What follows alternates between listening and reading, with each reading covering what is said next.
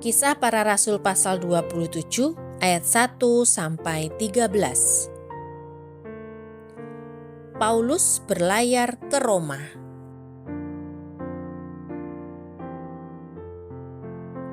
Setelah diputuskan bahwa kami akan berlayar ke Italia, maka Paulus dan beberapa orang tahanan lain diserahkan kepada seorang perwira yang bernama Julius dari pasukan Kaisar. Kami naik ke sebuah kapal dari Adramitium yang akan berangkat ke pelabuhan-pelabuhan di sepanjang pantai Asia. Lalu kami bertolak. Aristarkus, seorang Makedonia dari Tesalonika, menyertai kami. Pada keesokan harinya kami singgah di Sidon. Julius memperlakukan Paulus dengan ramah dan memperbolehkannya mengunjungi sahabat-sahabatnya supaya mereka melengkapkan keperluannya. Oleh karena angin sakal, kami berlayar dari situ menyusur pantai Siprus. Dan setelah mengarungi laut di depan Kilikia dan Pamfilia, sampailah kami di Mira, di daerah Likia. Di situ, perwira kami menemukan sebuah kapal dari Alexandria yang hendak berlayar ke Italia. Ia memindahkan kami ke kapal itu. Selama beberapa hari berlayar, kami hampir-hampir tidak maju dan dengan susah payah kami mendekati Knidus. Karena angin tetap tidak baik, kami menyusur pantai Kreta melewati Tanjung Salmone. Sesudah kami dengan susah payah melewati tanjung itu, sampailah kami di sebuah tempat bernama Pelabuhan Indah dekat kota Lasea. Sementara itu, sudah banyak waktu yang hilang. Waktu puasa sudah lampau dan sudah berbahaya untuk melanjutkan pelayaran. Sebab itu, Paulus memperingatkan mereka, katanya, "Saudara-saudara, aku lihat bahwa pelayaran kita akan mendatangkan kesukaran-kesukaran dan kerugian besar, bukan saja bagi muatan dan kapal, tetapi juga bagi nyawa kita." Tetapi perwira itu lebih percaya kepada jurumudi dan nakoda daripada kepada perkataan Paulus.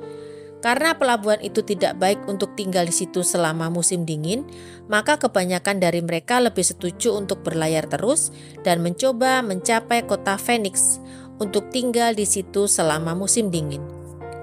Kota Phoenix adalah sebuah pelabuhan pulau Kreta yang terbuka ke arah barat daya dan ke arah barat laut. Pada waktu itu, angin sepoi-sepoi bertiup dari selatan. Mereka menyangka bahwa maksud mereka sudah tentu akan tercapai. Mereka membongkar sauh, lalu berlayar dekat sekali menyusur pantai Kreta.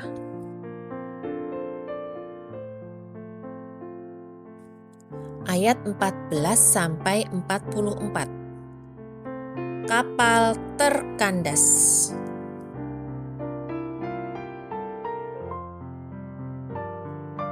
Tetapi tidak berapa lama kemudian, turunlah dari arah pulau itu angin badai, yang disebut angin timur laut. Kapal itu dilandanya dan tidak tahan menghadapi angin haluan. Karena itu kami menyerah saja dan membiarkan kapal kami terombang-ambing.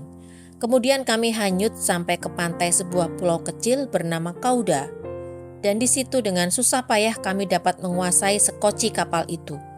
Dan setelah sekoci itu dinaikkan ke atas kapal, mereka memasang alat-alat penolong dengan meliliti kapal itu dengan tali.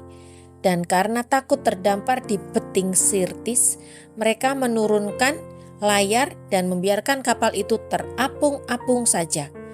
Karena kami sangat hebat diombang-ambingkan angin badai, maka pada keesokan harinya mereka mulai membuang muatan kapal ke laut. Dan pada hari yang ketiga, mereka membuang alat-alat kapal dengan tangan mereka sendiri. Setelah beberapa hari lamanya, baik matahari maupun bintang-bintang tidak kelihatan, dan angin badai yang dahsyat terus-menerus mengancam kami. Akhirnya, putuslah segala harapan kami untuk dapat menyelamatkan diri kami.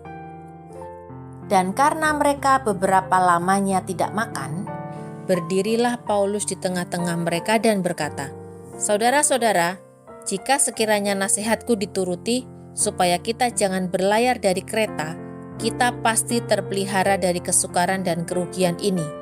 Tetapi sekarang juga dalam kesukaran ini, aku menasihatkan kamu supaya kamu tetap bertabah hati, sebab tidak seorang pun di antara kamu yang akan binasa kecuali kapal ini.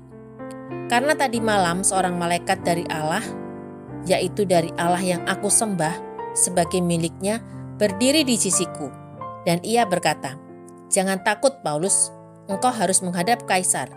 Dan sesungguhnya oleh karunia Allah, maka semua orang yang ada bersama-sama dengan engkau di kapal ini akan selamat karena engkau. Sebab itu tabahkanlah hatimu saudara-saudara, karena aku percaya kepada Allah bahwa semuanya pasti terjadi sama seperti yang dinyatakan kepadaku. Namun kita harus mendamparkan kapal ini di salah satu pulau. Malam yang ke-14 sudah tiba, dan kami masih tetap terombang-ambing di Laut Adria. Tetapi kira-kira tengah malam, anak-anak kapal merasa bahwa mereka telah dekat daratan. Lalu mereka mengulurkan batu duga, dan ternyata air di situ 20 depa dalamnya. Setelah maju sedikit, mereka menduga lagi, dan ternyata 15 depa.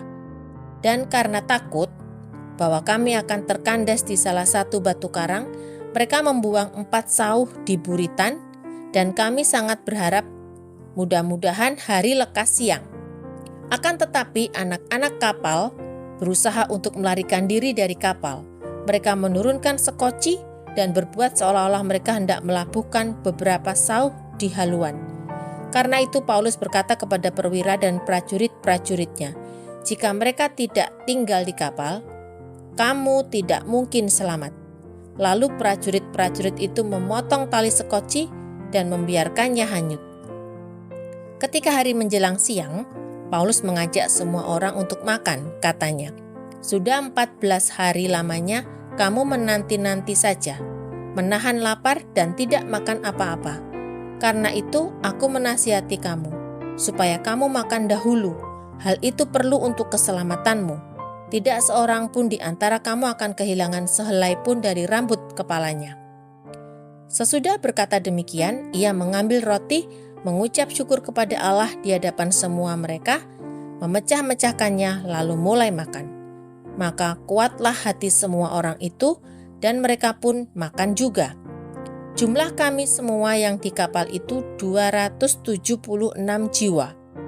Setelah makan kenyang, mereka membuang muatan gandum ke laut untuk meringankan kapal itu. Dan ketika hari mulai siang, mereka melihat suatu teluk yang rata pantainya. Walaupun mereka tidak mengenal daratan itu, mereka memutuskan untuk sedapat mungkin mendamparkan kapal itu ke situ. Mereka melepaskan tali-tali sauh, lalu meninggalkan sauh-sauh itu di dasar laut. Sementara itu mereka mengulurkan tali-tali kemudi, memasang layar topang supaya angin meniup kapal itu menuju pantai. Tetapi mereka melanggar busung pasir dan terkandaslah kapal itu. Haluannya terpancang dan tidak dapat bergerak, dan buritannya hancur dipukul oleh gelombang yang hebat. Pada waktu itu prajurit-prajurit bermaksud untuk membunuh tahanan-tahanan, supaya jangan ada seorang pun yang melarikan diri dengan berenang. Tetapi perwira itu ingin menyelamatkan Paulus. Karena itu ia menggagalkan maksud mereka dan memerintahkan supaya orang-orang yang pandai berenang lebih dahulu terjun ke laut dan naik ke darat. Dan supaya orang-orang lain menyusul dengan mempergunakan papan atau pecahan-pecahan kapal. Demikianlah mereka semua selamat naik ke darat.